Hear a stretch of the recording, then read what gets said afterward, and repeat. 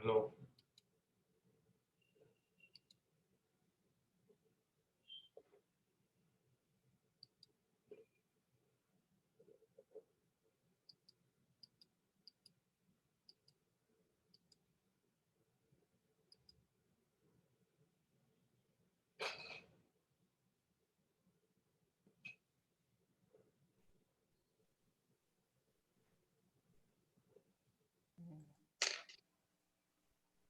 Hola. Bueno. Hola, buenas tardes. ¿Cómo están? Buenas tardes, ¿cómo está? Bien, bien. Bueno, estoy aquí pendiente de mi mamá y justamente la tengo que mover, ¿no? Pero yo estoy aquí con ustedes pendiente. Perfecto, perfecto.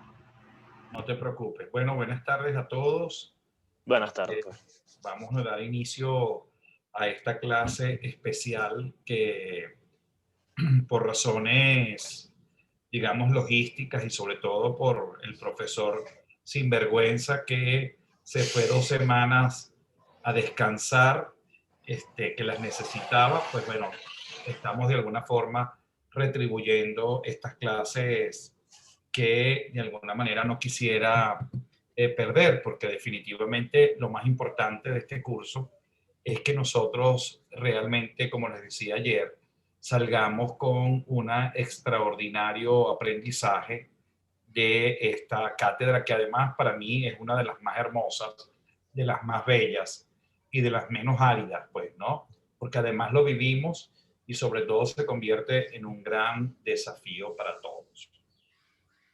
Bueno, ayer les hablé un poquito, solamente un poquito, sobre el punto número 4, digamos, recordemos que estamos hablando de la eclesiología del Concilio Vaticano II, pues, ¿no?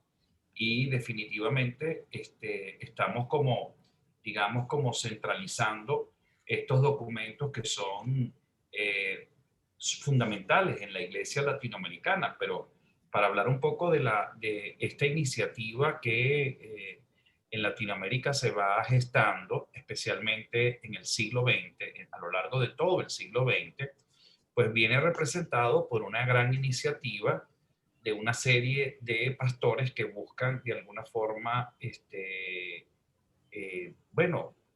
iniciativas comunes. Pues empiezan a ver, por ejemplo, uno de los grandes, digamos, de las grandes influencias que se empiezan a observar en América Latina es un poco el tema de la pobreza. Pues todos los obispos empiezan como a tener como elemento común que hay elementos que resguardan a una misma situación.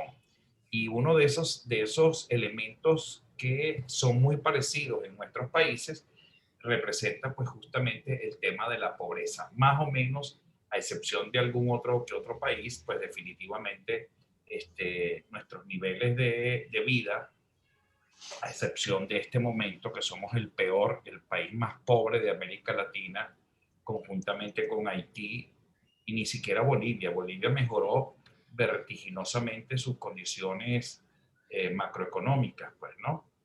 Pero hoy Venezuela vive una situación realmente alarmante y muy preocupante. Pero definitivamente el tema de la pobreza es un tema común que empieza a ser tratado con grandes, digamos, aciertos. Se requiere una pastoral en conjunto de poder atender a una inmensa población. Más de la mitad de la población del mundo católica está en América Latina. Y eso es un elemento fundamental que no se puede descuidar. Por otro lado, los obispos empiezan a ver también un elemento interesante, que es el tema digamos que empiezan a exigir y a demandar, digamos, a la Santa Sede que quieren tener un rol de participación más activo en las tomas de decisiones de la Santa Sede. Y eso, pues, tardarían 100 años para poder de alguna manera empezar a implementarlas. ¿Y por qué hablo de 100 años? Bueno, apenas Francisco acaba de ser elegido en 2013 como romano pontífice. Pues, o sea, había una concentración del poder en el clero italiano y máxime del clero europeo, pero de ahí no salía. fíjense que en poco menos de 100 años vamos a tener pues como elemento que de pocos, muy pocos cardenales que hemos tenido en América Latina, a tener un gran número de cardenales, pues, ¿no? Fíjense que la conferencia más grande del mundo la tenemos en América Latina, la Conferencia Episcopal de Brasil, con 320 obispos. Creo que sigue la Conferencia Episcopal norteamericana y también la mexicana, que son apenas, son un centenar de obispos, pero nosotros tenemos un caudal de una iglesia muy poderosa en el sentido de numéricamente hablando.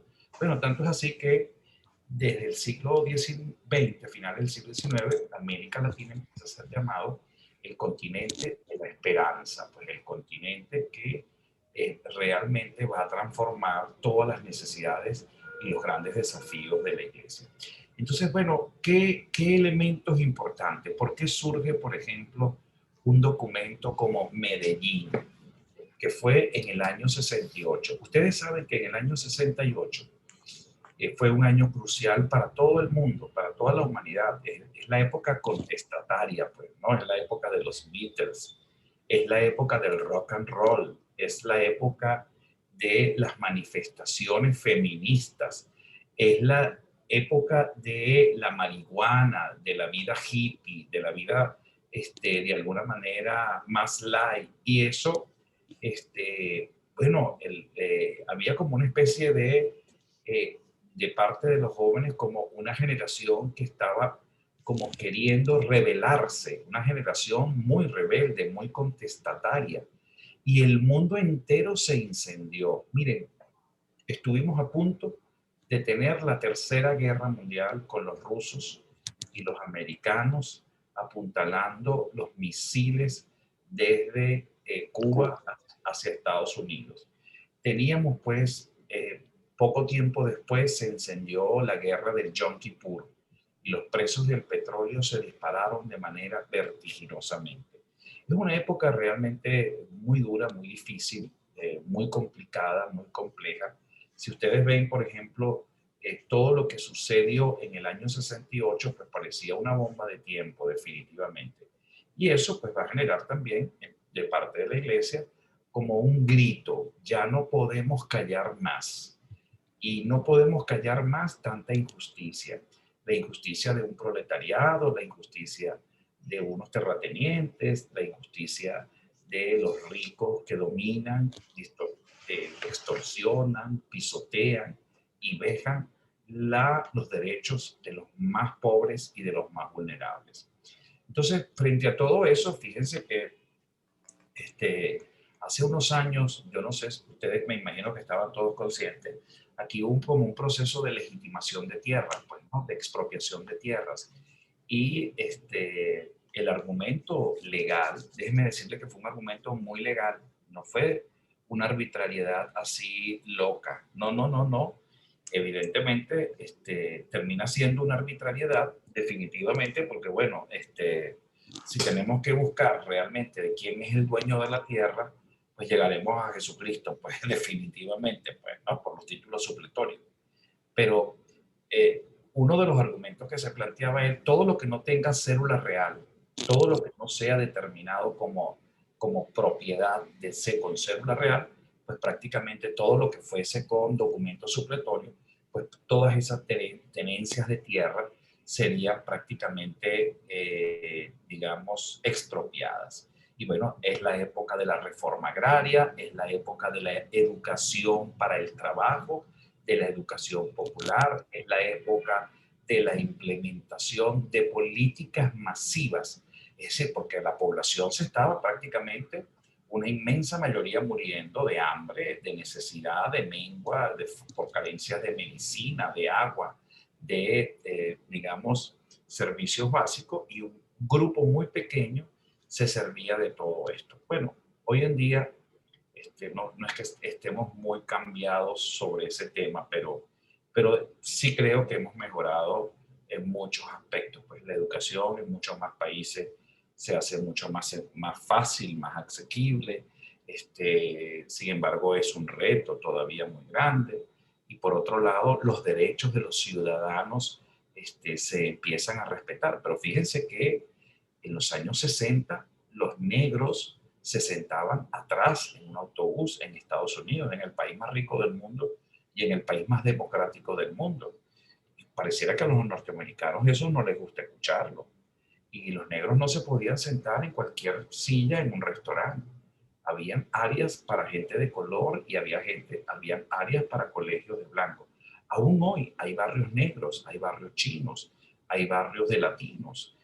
Aún hoy en Estados Unidos hay una discriminación racial pues vertiginosa, espantosa, y que definitivamente con el devenir del tiempo, a pesar de las leyes y a pesar de haber tenido un presidente de color, Barack Obama, todavía en Estados Unidos los problemas de segregación racial son inmensos. Entonces, el año 68 es un año de detonante, pues, ¿no?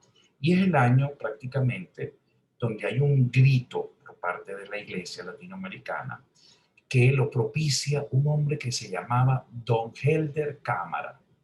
Don Helder Câmara fue un obispo de Brasil, un hombre de una capacidad extraordinaria. Yo tuve la oportunidad de seguirlo, de verlo, es decir, él murió hace algunos años, ya viejito, pero Don Helder Câmara fue un personaje que empieza a hablar sobre la teología de la espiral de la violencia en América Latina y empieza pues a marcar pasos importantes. El cardenal Pironio, gran amigo de este papa, también fue un artífice realmente promotor de organizaciones que pudiesen recoger el sentimiento de un pueblo latinoamericano. Y allí surge el CELAM, la Conferencia Episcopal Latinoamericana. Y gracias al CELAM, bueno, los obispos entonces ya no tienen que ir solamente a Roma, que no terminaban de entender realmente cómo era la iglesia en América Latina, y se tendía a europeizar, europear, no sé cómo se dice, se me quedé pegado con la lengua, ¿no? A darle conceptualización europea a toda al propio quehacer pastoral. Realmente América Latina. Europeizar. Sí, europeizar. No se puede, digamos, italianizar y europeizar, como lo europeizar, eso. La vida en América, de la iglesia en América Latina. Entonces, por eso surge el CELAC, y la iglesia universal, sobre todo la iglesia romana, empieza a sentir como celo y mucho cuidado y tiene mucho miedo de que esto no vaya a terminar como una especie de cisma o en una especie de divorcio con la iglesia de Roma y termine otro rollo de esos gigantescos que ha tenido la iglesia a lo largo de su propia historia. Y empiezan pues a acentuar mayor control por parte de Roma y sus obispos en relación a los obispos latinoamericanos. Pero como les decía, Don Helder Câmara empieza a ser como un gran promotor de esta gran convocatoria y se funda pues el CELAM. El CELAM viene siendo como un sentimiento de las iglesias hermanas latinoamericanas que quieren caminar juntas. Y seguidamente, pues bueno, surge este documento de Medellín. ¿Qué trata el documento de Medellín? Bueno, en primer lugar, el documento de Medellín, si a mí me preguntan cuál de los documentos es realmente el documento donde la voz de Dios de manera hermosa y profunda se manifestó sin ningún tipo, digamos, de manipulación, fue el documento de Medellín. No hubo chance de que lo cocinaran en Roma.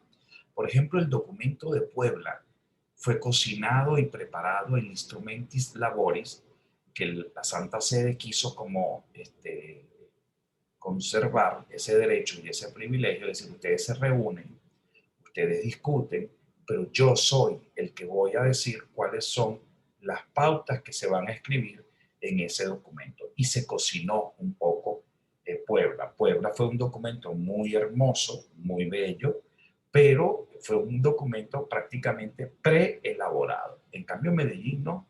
Medellín surgió de ese kairos, de esa gracia que nos hace aletear y nos hace alborotar, y surge este documento y aparece pues unos elementos fundamentales. Y el elemento fundamental es realmente su gran preocupación por la pobreza.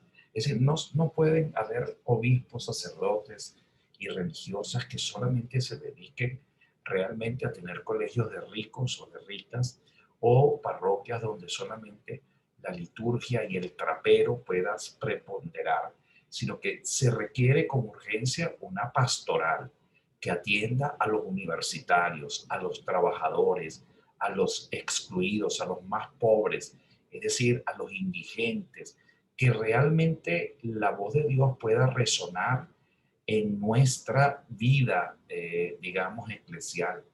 Y eso pues generó un gran susto por parte de la Iglesia romana, pero fue también digamos, un despertar de toda la Iglesia latinoamericana. Entonces empiezan a surgir en Brasil de una manera muy exitosa las comunidades eclesiales de base y también en el resto del continente. En Venezuela no fueron tampoco muy exitosas, aunque hubo experiencias muy buenas. Se empieza a acentuar la necesidad y la atención de la educación popular y sobre todo de la educación católica, especialmente no solamente dirigida a los niños y a las niñas ricas por parte de algunas religiosas o de algunos religiosos, sino que los sectores populares tienen que ser acompañados por nuestras comunidades de fe. Y esta, digamos, orientación pastoral como una opción preferencial de la propia iglesia, bueno, genera realmente un pensamiento innovativo. Y ese pensamiento innovativo va a ser llamado la teología de la liberación. Ahí entonces tuvo una gran preponderancia, pues, todo lo que ya nosotros conocemos, Leonardo Boff, el padre Gutiérrez y Fray Beto, don Helder Cámara. Bueno, hay por lo menos 30 o 40 teólogos que fueron realmente grandes iniciadores de todo ese gran proceso que para nosotros va a representar el inicio de una nueva reflexión teológica que se va a hacer desde el lugar del pobre, que se va a hacer desde el lugar de la miseria, de la violencia, de la injusticia, y se empieza a desarrollar un método bien interesante y decir, mire señores, cuando se apliquen metodologías pastorales, no lo hagamos desde un escritorio, ni lo hagamos desde Roma, hagámoslo desde el ver, actuar, desde el ver, juzgar y actuar. Y después de esa metodología, entonces, es que realmente nosotros, al tomar la decisión, bueno, actuamos y sobre todo cambiamos lo que tengamos que cambiar. Entonces, el documento de Medellín surge cuando, bueno, en un concilio casi que recién terminado, tenía 3 años de haberse culminado el Concilio Vaticano II, pero en Venezuela seguíamos todavía con las guitarras, en cambio de las dalmáticas. Todavía los sacerdotes y los obispos cargaban sotana y todavía cargaban los encajes hechos a mano de los roquetes y el trapero que pare de contar. Pero fue muchos años después que se empieza realmente a aplicar una especie de, digamos, de práctica de lo que ya el concilio nos había, digamos, exhortado a cambiar. Y fíjense que hay un elemento entonces importante en este, digamos, documento de Medellín. ¿Qué les quiero pedir un poco? Lean, aunque sea el índice. Eso es lo que les voy a pedir. Lean el índice del documento de Medellín. Lean por lo menos de qué trata el documento de Medellín. Por lo menos el discurso de apertura y lo que eso representa, digamos, porque ahí tiene mucho de Pablo VI. Pues recordemos que el 68 estaba el Papa Pablo VI prácticamente como pontífice, ¿no? Y fue cuando visitó Colombia en esa época. Luego entonces, ese documento de Medellín, bueno, va a generar muchas expectativas en toda la iglesia latinoamericana. Y entonces empiezan realmente, la teología de la liberación empieza realmente a generar sus frutos, pero también sus problemas contestatarios. Y entonces empieza Roma a tocarle las puertas y a reclamar que había una especie de distanciamiento de los principios y de los valores que del Evangelio se enseñaban desde Roma, y no desde el lugar del pobre, y no desde América Latina.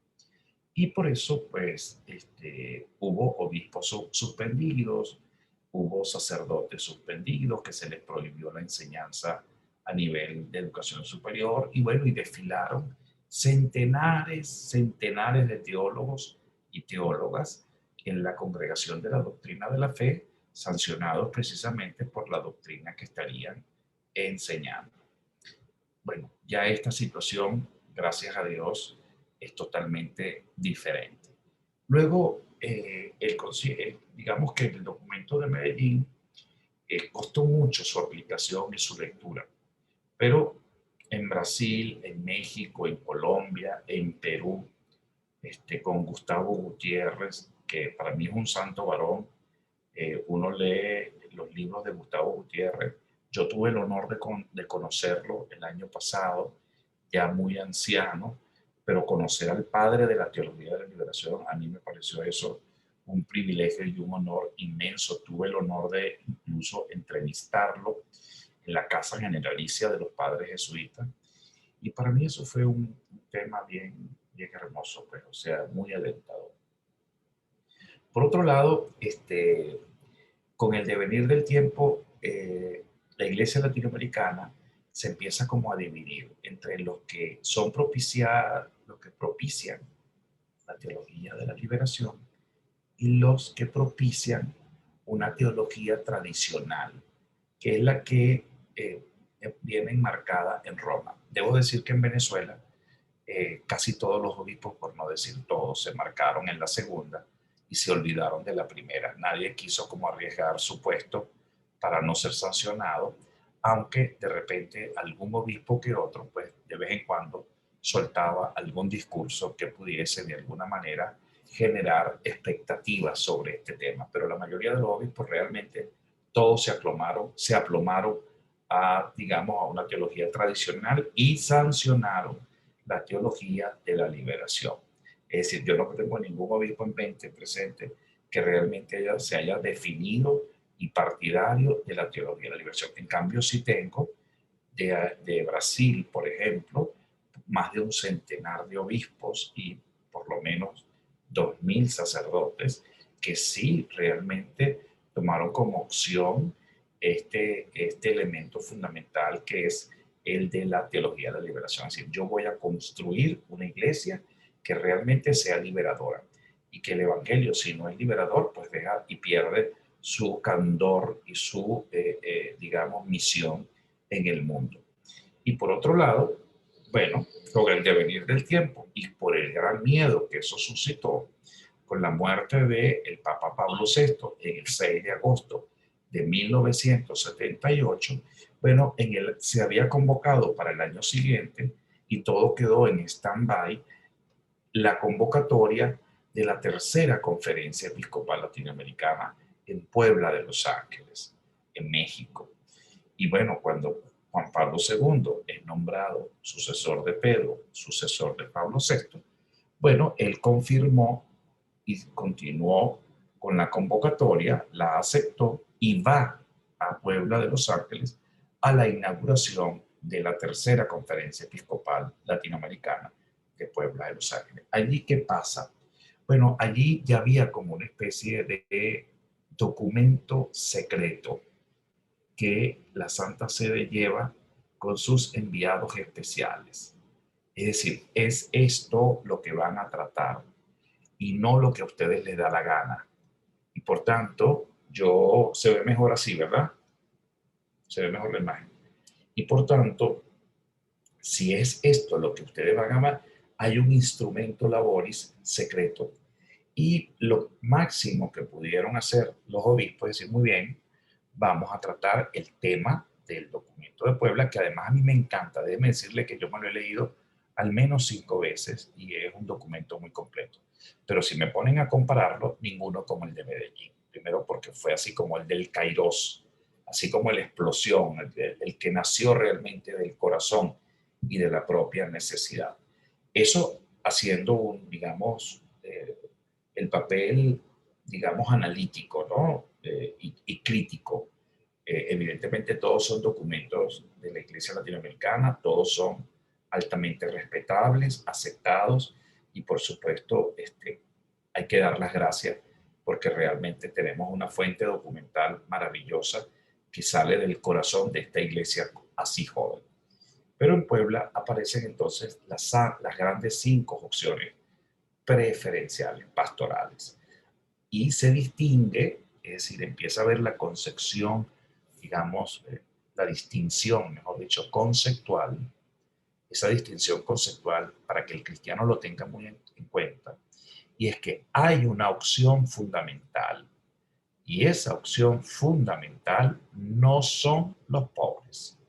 Eso para decirle contrarrestar lo que el documento de Puebla había como prácticamente insinuado. La opción fundamental no son los pobres, es Jesucristo. Y es verdad, esa es la opción fundamental. Por otro lado, esta tercera conferencia va a aclarar y va a discriminar las opciones preferenciales. La opción fundamental es Jesucristo, pero las opciones preferenciales son, y ahí sí se impuso a quórum todos los obispos latinoamericanos. Los pobres, en primer lugar. En segundo lugar, los jóvenes. En tercer lugar, la familia. En cuarto lugar, haré de contar, no sé si son los medios de comunicación. Y el quinto lugar, ya ni lo recuerdo, pero ustedes lo pueden revisar, para que no digan que yo todo lo hago solo. Entonces, pero lo más importante son las 3 primeras opciones. Los pobres, los jóvenes y la familia. Todo el quehacer pastoral de la Iglesia Latinoamericana tiene que enfocarse en esas 3 grandes realidades.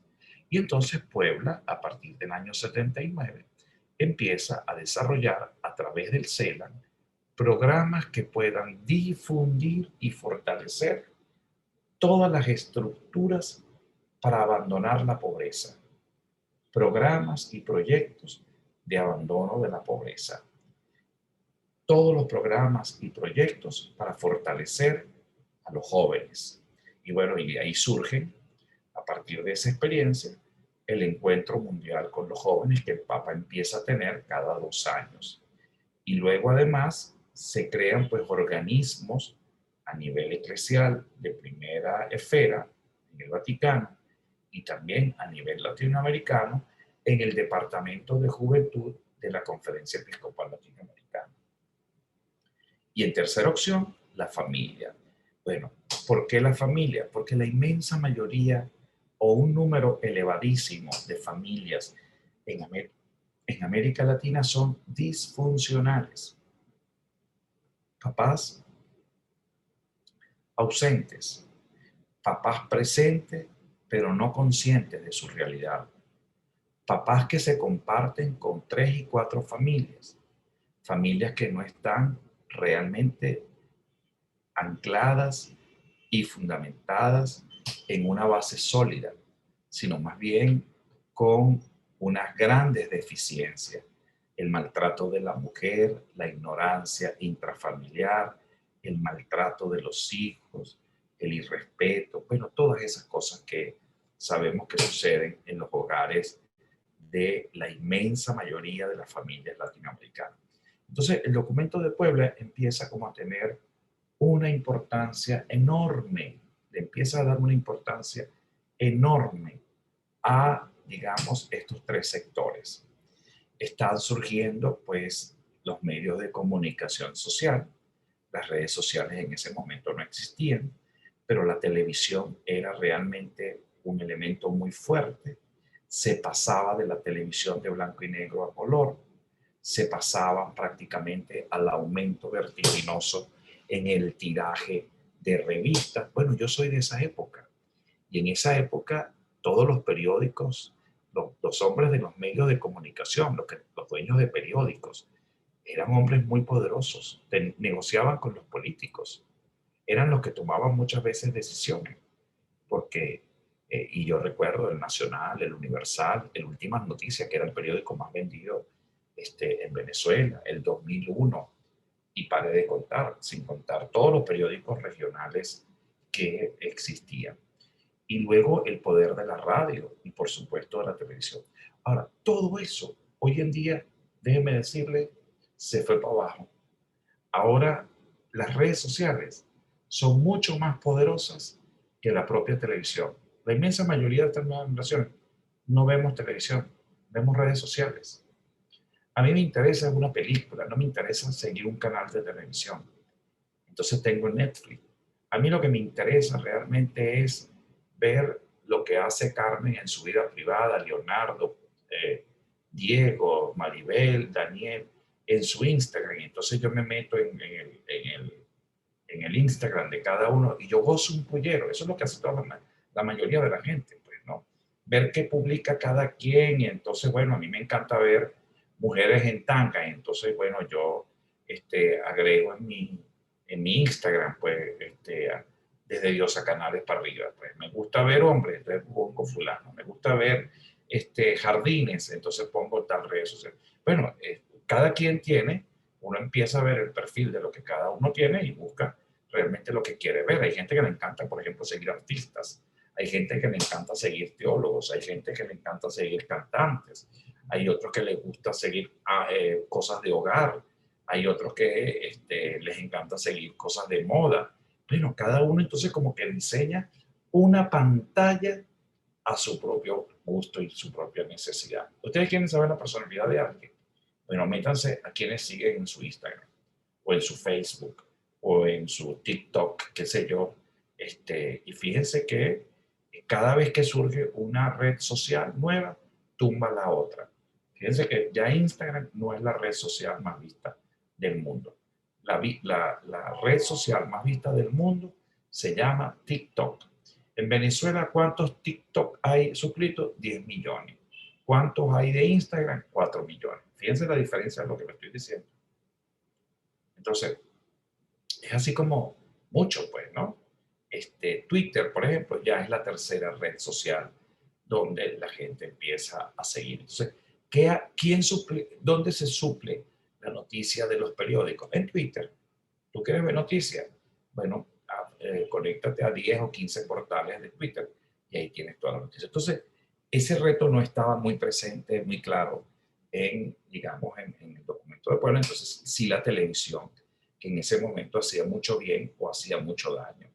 Hoy en día, pues definitivamente, después de Puebla, Puebla pasó a ser, digamos, un boom de un par de años y después prácticamente quedó así como que en el olvido. No fue como Medellín, que generó cambios estructurales. Luego entonces viene un documento que prácticamente pasó como si por debajo de las sábanas, que es el documento de Santo Domingo. Santo Domingo fue prácticamente una repetición del documento de Puebla. Bueno, esto está grabado y yo sostengo lo que estoy diciendo, no porque me da la gana, sino porque lo he estudiado durante muchos años. Pues además yo lo viví. Yo soy de la época de Puebla, no de Medellín, pero de Puebla me acuerdo.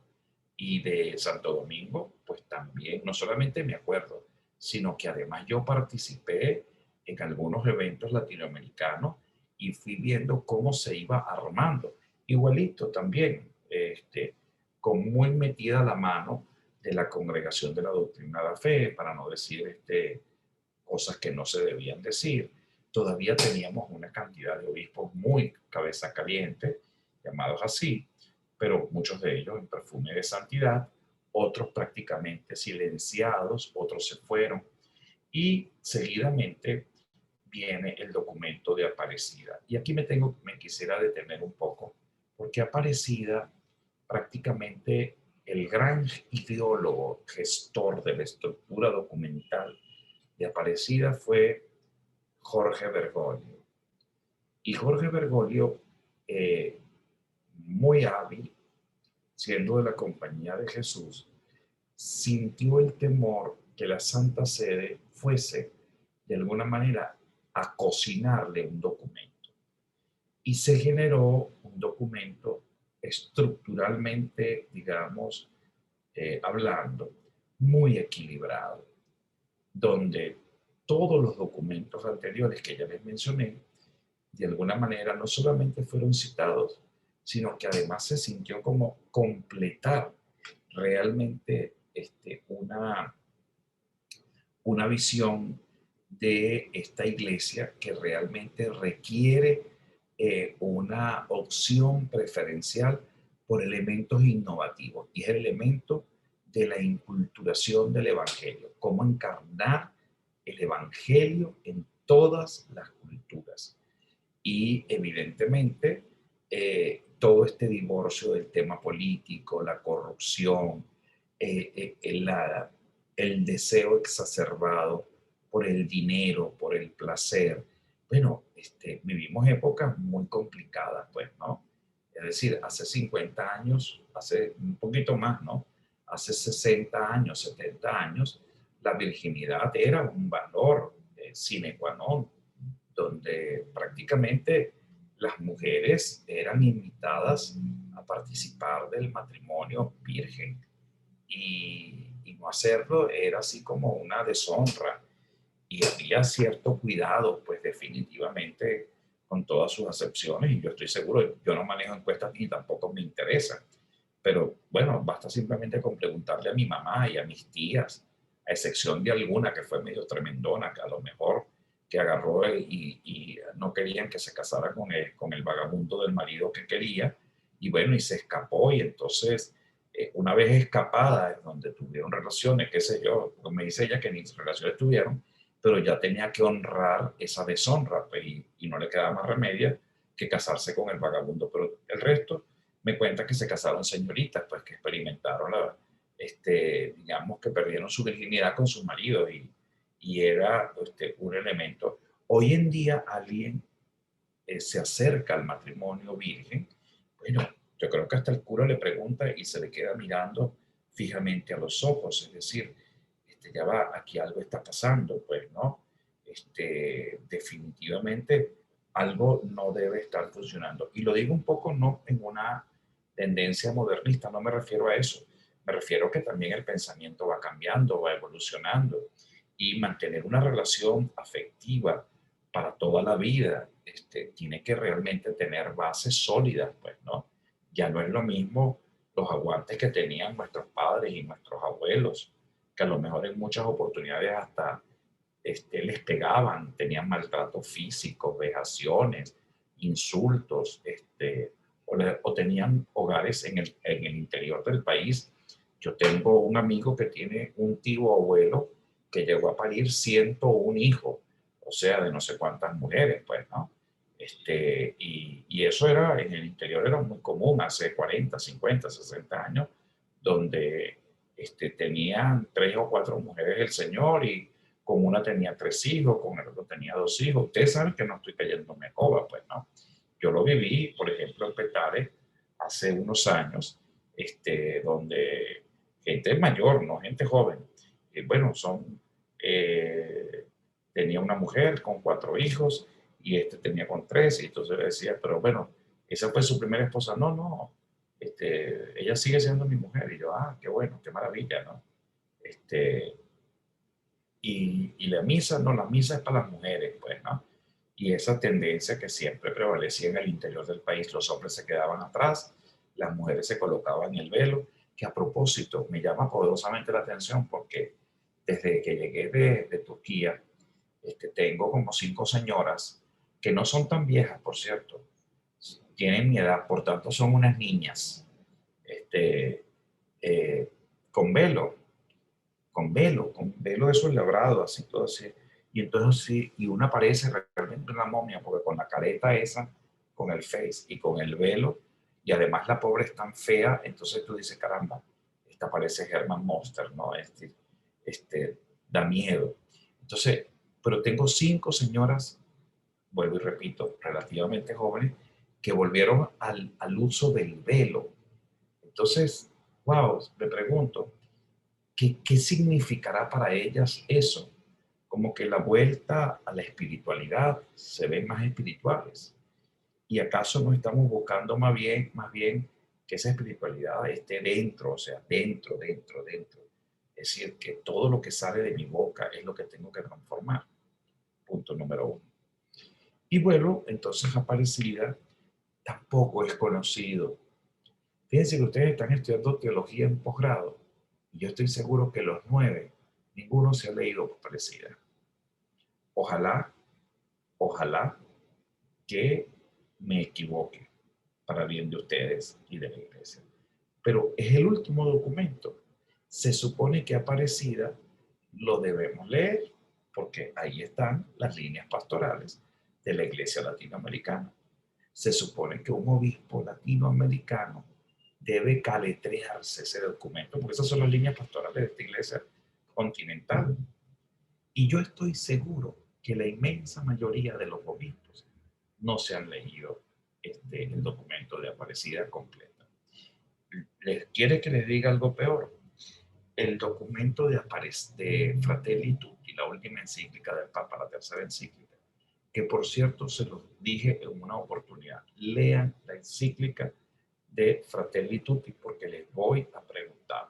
Así que lean, aunque sea volando, el índice, lean un poco de qué Carrizo más o menos habla, porque definitivamente ese documento es realmente el pontificado del Papa Francisco. Entonces, si usted quiere conocer la eclesiología del Papa Francisco y va a hacer un trabajo de grado sobre cómo concibe él la iglesia, este pontificado, ahí lo vas a encontrar. Fratelli Tutti no es porque todos somos hermanos solamente. No. Hay un tema hacia la ecología como consideración de pecado grave y mortal, más grave que para mí, en lo que yo interpreto, que los actos lascivos, porque es atentar contra la vida del prójimo, cuando yo atento contra el ecosistema y lo destruyo y no lo transformo. Por eso que ya saben, cuando se confiesen, digan, mire padre, me confieso porque yo utilizo bolsas de plástico y no de papel. Y yo estoy seguro que más de un cura le va a decir, ¿quién te dijo a ti que eso es un pecado? Claro que es un pecado, porque el plástico tarda 50 años para destruirse. La bolsa de papel en una semana se destruye, se transforma y no genera el impacto al ecosistema. Fíjense que yo tengo una tesis un poco loca. Esto del coronavirus y todas las pestes que van a venir, que van a ser muchísimas, es para reducir la población mundial.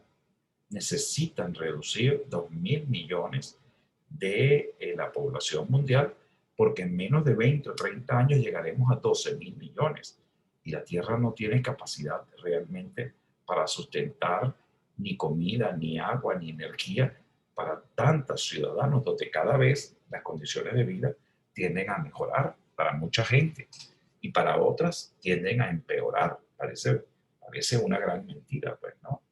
Entonces, fíjense que el coronavirus le salió muy bueno todo. En primer lugar, miren, hasta los regímenes más democráticos actuaron con autocracia. Hasta los regímenes más democráticos. Es decir, ya estos gobiernos democráticos aprendieron cómo someter a la población mundial. ¿Quién no tiene un tapabocas del Carrizo para poder salir? O sea, nos sometieron. Y no es un juego. Déjenme decirle que no es un juego. Ha cobrado más de 2 millones de víctimas y ha generado un cambio en la vida, no solamente de la humanidad, sino también de la propia iglesia. Acabó con las procesiones, acabó con las confesiones, acabó con la catequesis de primera comunión. Sí, nos redimensionamos con el internet, pero mira, vayan a decirle a la gente del sur de la India que no tienen luz, por allá en Bangalore, o por allá en Indonesia, o por allá en el Congo, ex Congo belga, vayan a decirle a esa gente, bueno, tienen internet y van a recibir clases online. Si no tienen luz. Es decir, que lo único que podían era recibir a un misionero y poderles dar clases. Todo eso está parado. Miren, los museos vaticanos se acaban de parar de nuevo, porque hay toque de queda y porque los números realmente son espantosos. Cuando he leído algunos documentos clasificados, bueno, porque el cardenal de repente me lo ha permitido, y veo cómo el Papa está mortificado por lo que está pasando y por lo que vendrá. Realmente me deja muy, pero muy en una situación, digamos, de incertidumbre. No sabemos a dónde vamos y no sabemos lo que esto realmente va a deparar. Y fíjense que uno de los cardenales de la Santa Sede, citaba ayer un teólogo, gran amigo mío, que está en el Boston College, Rafael Luciano, decía que uno de los cardenales, creo que el cardenal Roig, decía que en la iglesia después de la pandemia nunca más va a volver a ser lo mismo. Esto copiado un poco, una opinión personal, de lo que dijo el Papa Francisco sobre la humanidad. Pero lo aplica en la iglesia y es verdad, es verdad. Yo no tenía ni siquiera Instagram, ni me interesaba estar faranduleando y viendo la vida ajena. Pero me llevó a abrir Instagram, a abrir un canal de YouTube. Por favor, agréguenme en el canal YouTube, que me ha costado llegar a 1000. Y háganme publicidad, Padre Gasper Salerno. Diego, por favor, ponte a trabajar para que te ganes unos puntos ahí de más, necesito llegar a 1000 porque no puedo publicar en vivo hasta que no llegue a 1000. Y yo soy tan malo en las redes sociales que tengo 460. Y, bueno, y el canal tiene como 12,000, no sé, pero así que por favor, Diego, voy a ver, y usted también, mi hermana Maribel y hermana, ¿dónde está el hermano Sor Cariú? Todos, por favor, agréguenme en el canal de YouTube.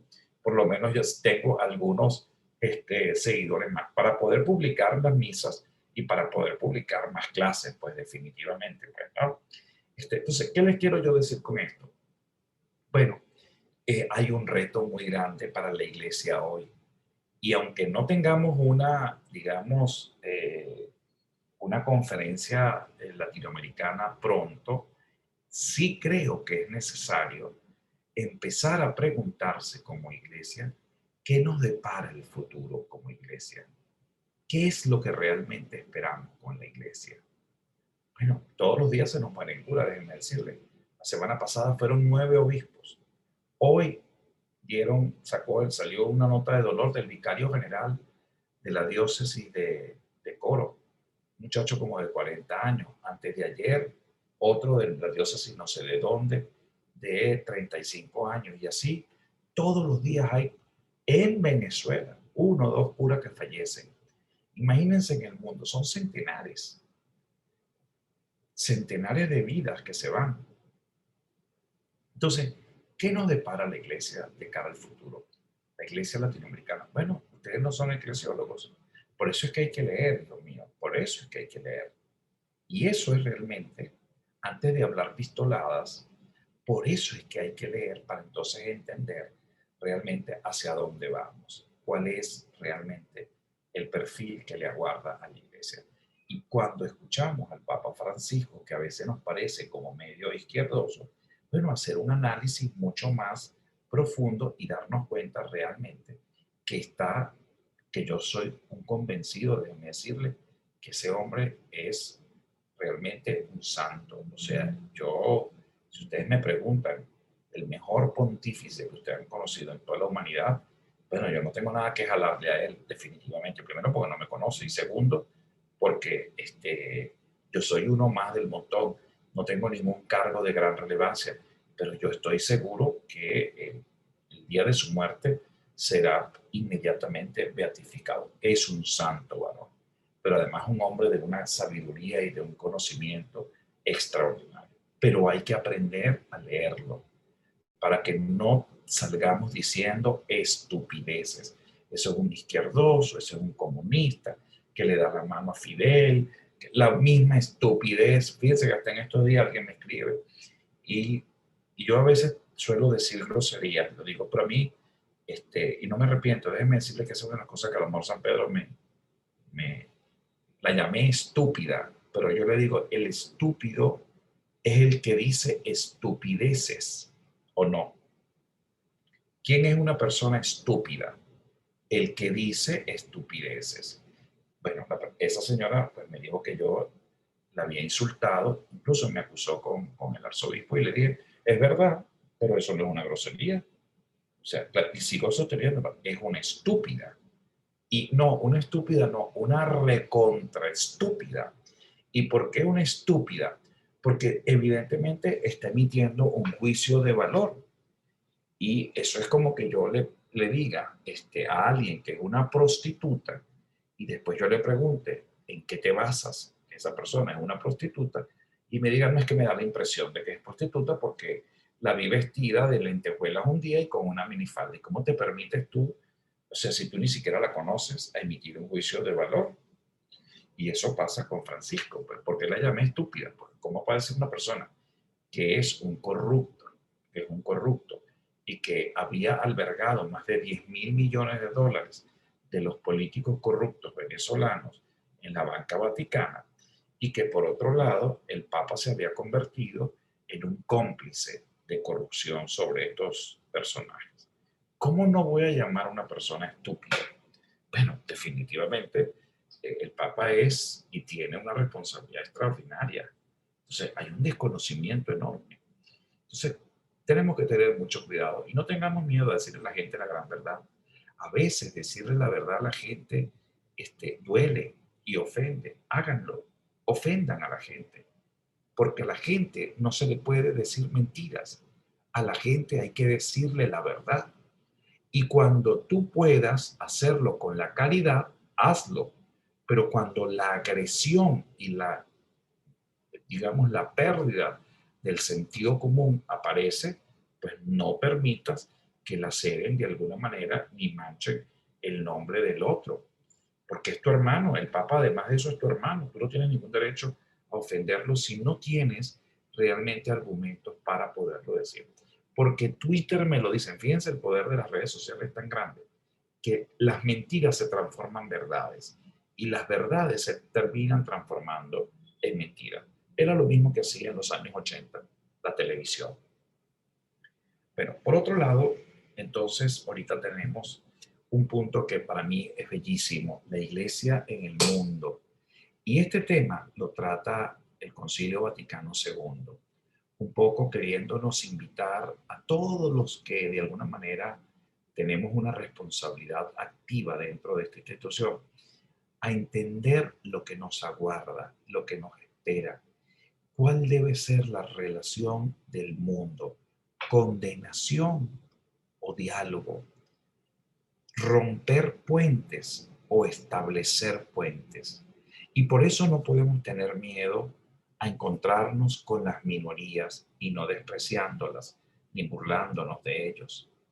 Fíjense que ahorita el vicedirector o la vicedirectora de salud, el sistema de salud del país más rico del mundo, de Estados Unidos, es una persona transgénero. ¿Y cómo poder y respetar? ¿Quieren que yo les diga algo? Es decir, cuando yo escuché la burla y el quejarse, incluso a personas de la Santa Sede, bueno, ¿y por qué no? ¿Por qué no somos capaces de conversar con personas que son totalmente diferentes a nosotros y piensan totalmente diferente a nosotros? Entonces, ¿qué acción evangelizadora puedo tener yo a ella? ¿La quiero transformar en hombre? La pregunta que yo les hago a ustedes. Quiero que vuelva ella a ser hombre, es decir, que la vagina que tiene, todas las hormonas que se inyectó y todo ese proceso que hizo, que vivió, yo la pueda porque es que yo quiero que, porque Dios nos hizo hombre y mujer.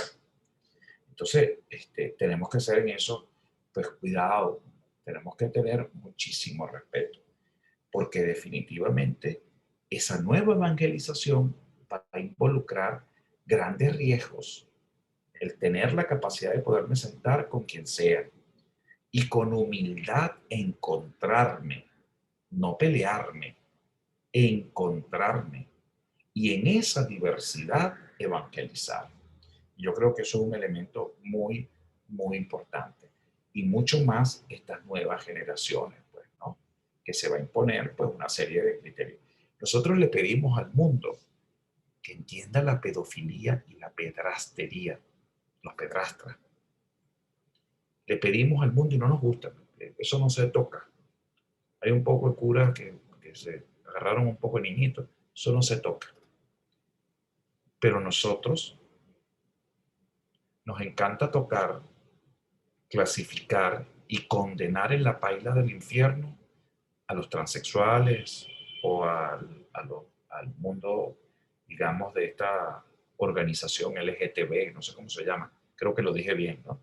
O todas estas otras organizaciones que piensan diferente a nosotros. Mucho cuidado, porque nunca podemos perder el valor de la inteligencia.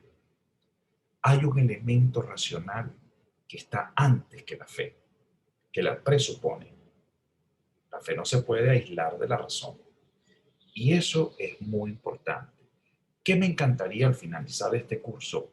Que siempre sientan la compasión y la misericordia de una iglesia viva, nueva y diferente, que nos tocará construir y edificar en un mundo diferente. El mundo de mi querida amiga Carmen, el mundo de Maribel, el mundo de Suriñe y de todos nosotros, bueno, Diego un poco menos, Daniel un poco menos, y Leonardo un poco menos, y Sorcarí un poco menos, porque tienen cara de muchachos. Nosotros hemos vivido una época, digamos, de grandes cambios. Es decir, nosotros crecimos con un teléfono que a duras penas podíamos hablar y con un resorte. Ahora los teléfonos son nuestras secretarias. Este, nos mandan cartas, recibimos cartas, email, nos hacen balance, nos hacemos firmas electrónicas, vamos a los bancos, venimos a los bancos, hasta que podemos hacer transacciones bancarias, podemos contratar servicios. ¿Qué no podemos hacer con un teléfono? Podemos viajar, comprar boletos aéreos. Bueno, y así como cosas buenas, como también cosas ociosas, pues, ¿no? Prostitución. Ya no hay que irse a una calle a buscar prostitutas o prostitutos. Hay páginas que te ofrecen los servicios. Ya no necesitas llamar a una agencia de colocación, a un gestor para que te consiga en alquiler una casa. Ya la tienes inmediatamente en portales. Entonces, ese cambio muchas veces no lo terminamos de asimilar, es muy rápido. Y esos cambios, uno no termina de aprender una cosa y ya han salido 50 más.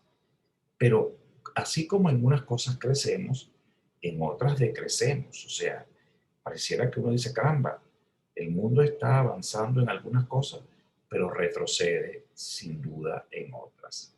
Entonces, ¿cómo es esa iglesia en el mundo que yo quiero transformar y que yo quiero presentar? Y yo quisiera en esto que tuviésemos muy en cuenta el puente como un mecanismo de acercamiento. Yo tengo que generar puentes. Los puentes me generan diálogo, me generan transformación, me generan enriquecimiento. Cuando yo voy a un pueblo, a una ciudad, y me quedo en un hotel, tengo una experiencia y tengo una visión de esa ciudad. Pero si yo llego a una casa, mi experiencia cambia, porque conozco a la gente, no son los mesoneros, no son las calles ni el circuito turístico, sino es el quehacer cotidiano y uno empieza a entender la gente. Nunca va a ser lo mismo llegar a una casa que llegar a un hotel. Y eso ustedes lo han podido comprobar definitivamente en sus propias vidas. Por otro lado, aparece también un reto, es decir, ¿quiénes somos en la iglesia, los pastores? ¿Estamos preparados para enfrentar ese reto? ¿Cómo se maneja el clericalismo al interno de la propia iglesia que nos ha hecho tanto daño y que nos distancia de los retos reales que tiene la humanidad, sus necesidades. Bueno, entonces, y ya fíjense que Teilhard de Chardin, que fue un gran antropólogo, ya desde el Concilio Vaticano II, que tuvo además en el documento Ad Gentes, tuvo una participación muy grande sobre la concepción del hombre en el mundo contemporáneo y desarrolla toda una antropología teológica de lo que en la iglesia debe ser concebido al hombre. Bueno, definitivamente, esa iglesia en el mundo debe adecuarse a unos ciclos que son permanentemente cambiando. Mire, entre la carreta, entre el caballo, la rueda y el vehículo, pasaron centenares de años. Y hoy en día, hay un tema dilatatorio enorme, porque esos cambios eran de 50, de 100 años. Ya no, las cosas cambian de día en día. Todos los días tenemos adelantos tecnológicos, desarrollos que nos permiten cambiar, mejorar o empeorar en algunos otros casos.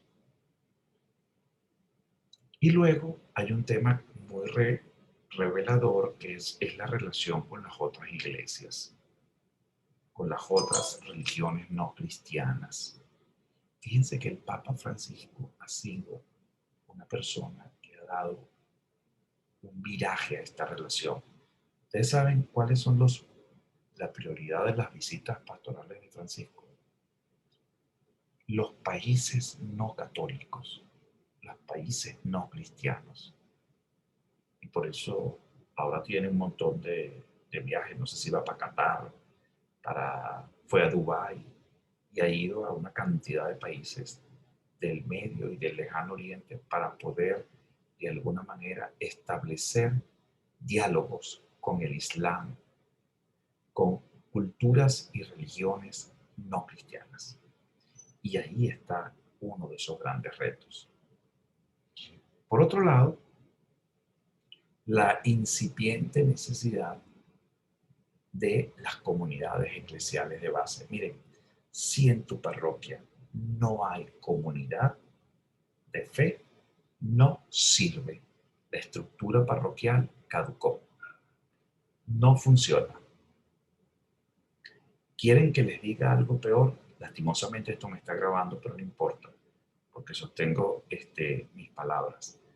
El concepto de parroquia ya aparece obsoleto en la constitución de una nueva iglesia, que sea menos piramidal, que sea invertido y que se entienda que esta institución existe para que nos acerquemos más a Dios. De hecho, al final de los tiempos, todas las iglesias desaparecerán. Esto es circunstancial. Esto es un elemento añadido que nos debe llegar, realmente no entorpecer. Fíjense que muchas veces lo que pasa es que para mucha gente la iglesia se ha convertido en un problema. ¿Saben en quién pienso? En los divorciados vueltos a casar. ¿Saben en quiénes pienso? En los que de alguna manera tienen el sentido de la culpa porque no son como quisieran ser. Y yo creo que en ese sentido todavía nos falta mucho por crecer. Y un último tema que resguarda la sinodalidad de la iglesia es entender en primer lugar qué significa sinodalidad. Y si nosotros entendemos que es el acompañamiento y especialmente la búsqueda de los que están más apartados y más, digamos, lejos de nuestra propia realidad, va a representar el desafío y el acercamiento de una experiencia que realmente sea de acompañamiento. Más olor de ovejas a los pastores. Tenemos que oler mal, porque al acercarnos a los más pobres, como buenos pastores, realmente nos involucramos. Y Francisco dice una frase muy bella: No siempre los pastores deben ir adelante. A veces les toca ir en el medio para conocer un poco quiénes vienen detrás de ti. Y en otras oportunidades atrás, para que nadie se te quede a lo largo de tu camino. Bueno, esa es la iglesia que hoy debemos de alguna manera constituir. Miren, para mí ha sido una experiencia muy hermosa. Lamenté muchísimo mis 3 ausencias, 2 este año, y creo que una el año pasado, porque la otra estuvo, digamos, coordinada por algunos de ustedes, por Daniel, pero bueno, definitivamente ustedes tienen allí una fuente documental bibliográfica que yo les dejé y que de alguna manera la próxima semana, por favor, necesito 2 días, además del jueves, que podamos de alguna forma correr con las evaluaciones, sobre todo con el oral y el escrito. ¿Les parece? Entonces, me aboco a cada uno de ustedes para que podamos de alguna manera, digamos, hacer esta evaluación. Yo les voy a escribir en qué consiste esta evaluación. Le iba a hacer esa pregunta. ¿Sabes que en el plan de evaluación hay un trabajo que nosotros le debemos hacer, un trabajo escrito sobre sinodalidad? Entonces, sí, claro, yo le quería preguntar era cómo es la estructura del trabajo, etcétera. Reflexivo. Es un trabajo reflexivo. ¿Cuántas hojas? No les voy a pedir, miren, si me presentan una hoja me parece así como que salió del paso. Si me presentan 10 hojas, me parece que es un poquito más, digamos, para mí las hojas no cuentan. Para mí lo que cuenta es el contenido. Claro. Para mí eso es lo que cuenta. Por ejemplo, Diego me va a hacer un libro. Tiene que hacer un libro porque yo no se lo voy a publicar. Entonces, no, mentira. Es un trabajo sencillo, pues, ¿no? Que me lo pueden, digamos, entregar, si no la semana que viene, la otra de arriba para darle chance. Ok. Y en las 2 evaluaciones, yo voy a hacer una evaluación, no 2, una oral y una escrita. Y ahí yo comparto la misma nota, pues, ¿no? ¿Qué es lo que más me ha interesado en todo esto? Fíjense que yo opté por no hacerle la primera evaluación. Lo que opté fue, en primer lugar, porque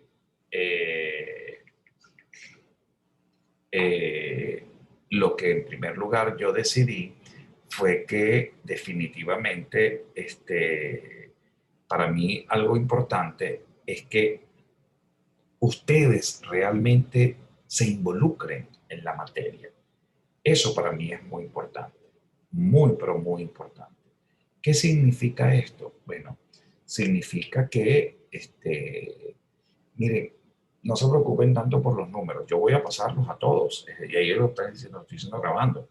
Bueno, a excepción de algunos que no se me aparecieron más nunca. Yo tengo 2 o 3 personas que tengo muchos años. A Diego lo agarramos así como que por aquí lo agarramos y con mis impertinencias tratamos de, pues, que no se desanimara, que abriera la perola esa, la cámara, y le pudiésemos ver la cara, ¿no? Pero, y te felicito, y creo que salvaste el semestre, porque definitivamente es muy importante. Yo entiendo que es un fastidio, y a lo mejor no tienen el mejor profesor que ustedes quisieran tener, pero créanme que lo que he hecho es estudiar para ustedes y por ustedes. Y en mí, realmente la improvisación nunca la he establecido como un criterio básico. Y en segundo lugar, es la cátedra que más amo. Es decir, a mí me han dado muchas cátedras, ¿no? Me han dado muchas materias, pero la que más domino y la que más me gusta y la que más me apasiona es la que estoy dándoles a ustedes.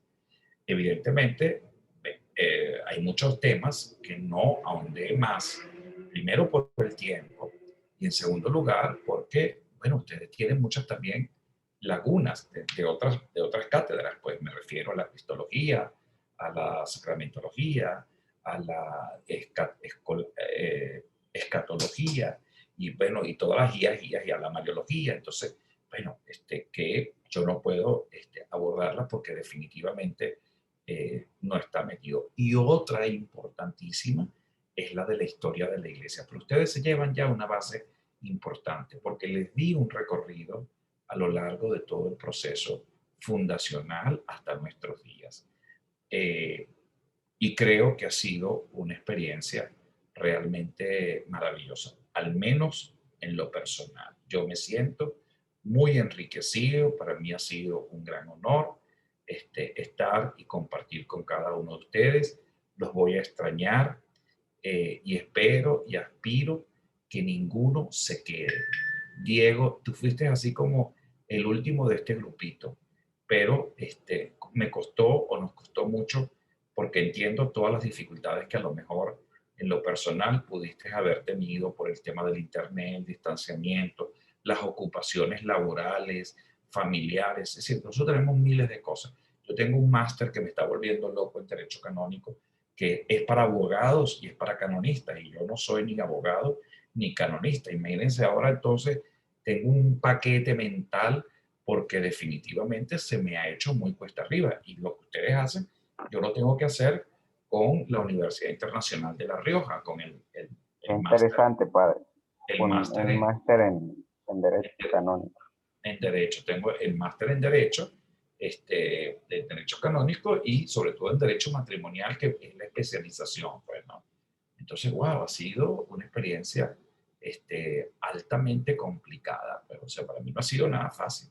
Pero bueno, pero cada vez que pienso que ese máster me costó 9.000 euros, me viene la calentura, me viene así como la calentura y digo, Dios mío, no, yo no puedo perder esos reales, o sea, y tengo que hacerlo, o sea, tengo que estudiar y tengo que aprender derecho y tengo que leer mucho más de lo que eso ha representado.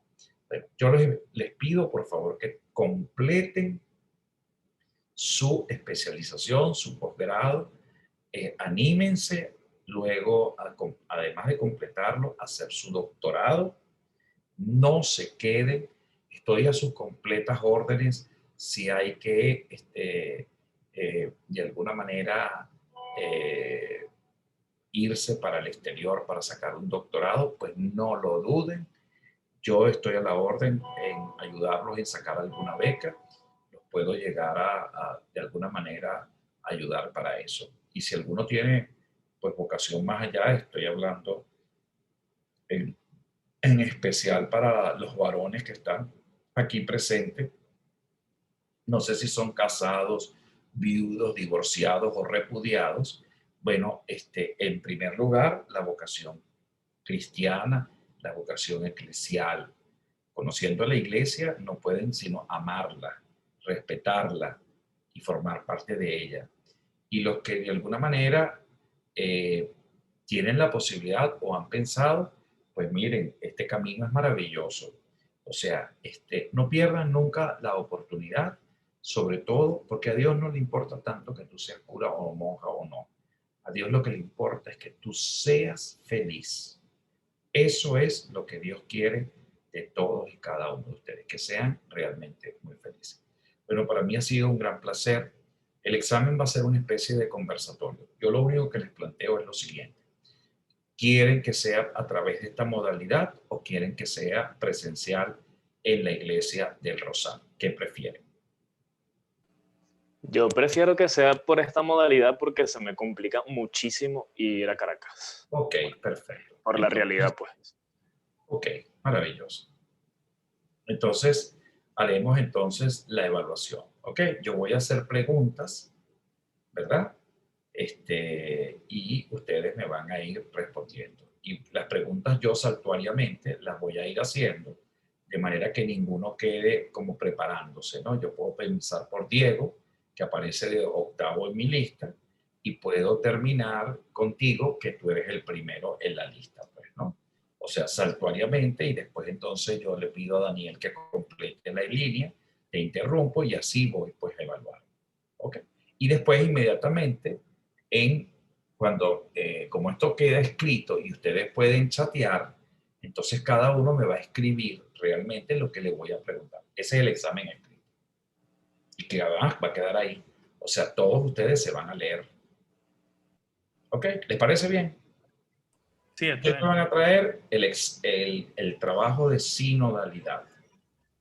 Ese trabajo es fundamental. Padre, yo tengo una pregunta. Dime. ¿Usted se va a fincar en alguno de los temas en particular?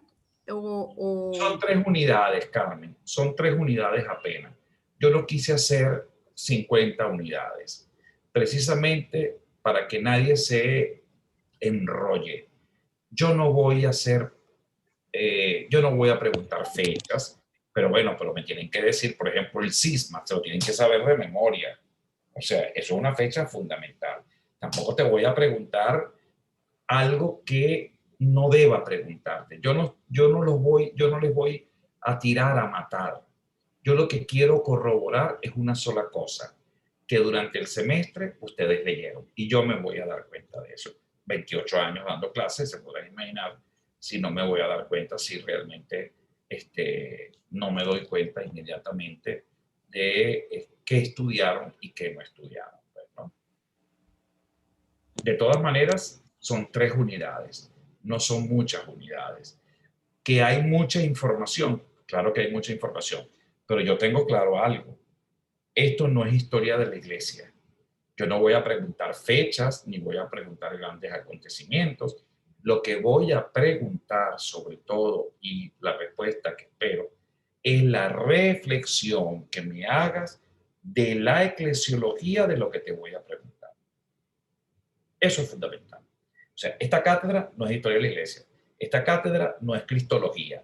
Esta cátedra no es mariología. Esta cátedra no es teología fundamental, ni teología dogmática. Es eclesiología. Y si usted se repite eso, usted está y ha leído durante todo este semestre, pues definitivamente va a salir muy bien. Bueno, es un poco lo que les propongo. ¿Les parece bien? He leído muchos trabajos maravillosos. He leído no pocos trabajos muy malos, que les falta preparación, que lo hicieron así como tirados a la cabeza, rapidito, y que no fueron realmente el máximo de la capacidad de cada uno de ustedes. Pero yo entiendo que esto es un rollo, la pandemia, el internet, el Zoom, el salón virtual, las ocupaciones personales, todo eso lo entiendo. Pero eso no se justifica y por tanto, ahora es que empieza la eclesiología en sus propias vidas a ser estudiada. ¿Ok? ¿Alguna otra pregunta, algún aporte, alguna sugerencia, algún reclamo? Y bueno, la próxima semana, después al final, evaluamos en la otra de arriba. Como vamos a tener 2, ojalá que se pueda jueves y viernes y así entonces completamos toda la información. ¿Les parece? Ahora, me preocupa las personas ausentes. Falta alguien, faltan algunos, falta mi querida amiga la doctorcita y falta otra señora que también la he visto. ¿Ah? Yarexi. Que la he visto solamente 2 veces. A ella la que ha sido prácticamente, ha venido muy poquito, ¿correcto? Sí, lo que pasa es que ella, bueno, escribió por ahí por el grupo que sigue sin internet, pues. No sé, yo no la conozco en persona, pero eso es lo que escribió, pues. Que tiene siempre muchos problemas con internet. Bueno, yo creo todos debemos tener problemas en internet. Yo tengo muchos problemas con el internet, pero bueno, les dije, miren señores, me quitaron la luz en la parroquia un momentico, no sé qué carrizo fue lo que pasó y salí corriendo y me vine a la Castellana y me vine para acá a mi casa y busqué conexión rápidamente, pues, ¿no? Miren, la vida está hecha de dificultades. Busquemos soluciones siempre y no nos quedemos en el problema. Porque mi problema ahora es, ¿la paso? Les pregunto a cada uno de ustedes. Aquí ustedes están grabados. A mí eso no me importa. Eso es lo maravilloso de esto. Así que yo quedé grabado cuando digo más nunca, gracias a Zuriñe, que se acordó, y Diego quedó grabado para toda su vida, que también dijo más nunca, ¿no? Entonces, claro, no tenemos la fuerza de aquel personaje que lo hace, que además ya eso le quedó bien una vez, pero ya escucharlo 5 o 6 veces, ya realmente uno se fastidia, porque ya iba a decir otra cosa. Entonces, bueno. Padre, Nada. una preguntita. Lo que puede hacer, no sé, es algo que se me ocurrió ahorita. Por ejemplo, Yarexis tiene problemas con internet. A lo mejor ella ha estado leyendo y estudiando. No sé si a lo mejor a Yarexis y a Laura, que también se le complica por las guardias, porque ella es por el tema de trabajo y de guardia. No sé, tal vez le dé la oportunidad de acercarse y le haga ese examen de modo presencial. No sé si se pueden acercar. Si el problema es el internet. El problema mío es cómo evalúo la asistencia. O sea, suponte tú que ellas saquen 20. ¿Cómo yo evalúo la participación permanente, que es lo que yo de alguna manera debo premiar y debo honrar? Claro. Yo les voy a poner un ejemplo. Imagínate que ellas vengan y se apuñalen y saquen 20. Y resulta ser que Suriñe o mi querida amiga Carmen, que se mataron haciendo trabajos, o tú mismo, y vinieron todas las clases, y saques 14. Bueno, yo no tengo problema, con tal de que pase yo también. No es... No me pongo bravo, padre. No, vale, yo entiendo lo que dice, pero no sé, tal vez digo no sé, para que tratar de hacer algo, pues, de si pueden salvar la materia, si no pueden, que hablen con Sí, usted. bueno, Como si me dijo buscan, miren, yo no les voy a decir nada. Si me buscan, me encontrarán. Okay. Pero también asimismo les digo, los que faltaron mucho, no creo que tengan mucho chance, honestamente se los digo. Y yo, miren, yo les di una oportunidad muy grande, que fue en diciembre, y les dije, rescátenme a fulano, a mengano, a sutano y a sutano. ¿Sabe por qué se los dije? Porque agarré la tarea y todas las clases, como están grabadas, las vi. Suriñe, de 8 clases, vino las 8 clases. Leonardo, de las 8 clases, vino 8 clases. Diego, me ponía su foto en su fray, en su smoking, y hartando, porque imagino que estaba hartando. Y entonces le dije, mire, díganle a Diego que si quiere pasar la materia, le tengo que ver la cara y tiene que hacerme los trabajos. Y Diego empezó a venir. ¿Sí o no? Pero no solamente lo dije con Diego, también lo dije con todos los demás, con nombre y apellido. Si ustedes me preguntan a mí cómo se llaman, yo ni los nombres me los sé. Tengo que verlo en la lista que tengo ahí que me pasó la universidad. Entonces, fíjense, puedo cometer un delito, ¿saben? Porque me pueden acusar en la universidad. Me dicen, ¿cómo vas a pasar a alguien que nunca te frecuentó en las clases? Déjeme decirle que esta carrera no es online, mis queridos hermanos. Esta carrera es presencial, ¿o no? ¿Sí o no? Sí, empezó así. Esta carrera, si no hubiese la pandemia, ¿cómo Carrizo era? Presencial. Online. Era presencial, era una carrera presencial. Entonces, vamos a estar claros, el sistema online, wow, es tremenda, una ventaja enorme, porque ustedes de su propia casa están estudiando, no necesitan calarse la cola. Este hombre, Leonardo, tenía que bajar desde allá donde vive, si no tiene carro, pues montarse no sé en cuántos autobuses, metro, no sé qué cosa, y cada uno de nosotros, pues, o sea, hay unas ventajas y hay otras desventajas, que implica también la corresponsabilidad de mayor estudio, porque no es lo mismo el placer de encontrarnos, pues, ¿no? Pero definitivamente debe haber una corresponsabilidad. Pero eso lo discutimos en la semana que viene, pues, ¿no? Vale. La semana que viene, jueves y viernes, hay evaluación. Si no vienen, pues definitivamente yo no las puedo, no sé dónde llamarlas. Tampoco tengo por qué llamarlas. O sea, y bueno, nos vemos la semana que viene. Pues. Si Leonardo no llegase a estar la semana que viene, pues claro que me voy a preocupar, porque Leonardo ha estado en todas las clases. Entonces, algo pasó, pues definitivamente, bueno, tendré piedad y misericordia, porque sé que Leonardo de alguna cosa le tuvo que haber pasado, o tú mismo, Daniel, pues. O sea, pero yo no voy a estar buscando a los alumnos, porque en diciembre esa fue la motivación. ¿Se acuerdan que se los dije antes de, miren, yo quiero que díganle por favor a los que nunca vienen, que yo no los quiero raspar, que yo quiero que ellos salgan, o sea, que se acuerden lo que pagaron, que no pierdan su plata, que no pierdan su tiempo y que terminen lo que empezaron. Y les dije a todos ustedes que me ayudaran a hacer eso, ¿o no? Sí, es así. Pero más de eso no voy a hacer, de verdad que no. Ok. Pero los quiero mucho y los voy a extrañar mucho. Créanme lo que me tienen a la orden para lo que sea. Seguramente nos veremos en alguna otra materia. No sé si ustedes ya vieron Teología Sacramental, me asignaron esa materia. ¿No la han visto? No. Yo no, pero... Bueno, si siguen estudiando, pues entonces a lo mejor nos veremos. Teología Sacramental, voy a dar la clase. Mire esa gatota blanca que acaba de sacar Carmen. Y bueno, y ahí estoy, pues, a la orden y con mucho cariño. Que Dios los bendiga, que tengo misa. Que Dios me los cuide. También, gracias. Se les quiere. Bueno. Amén.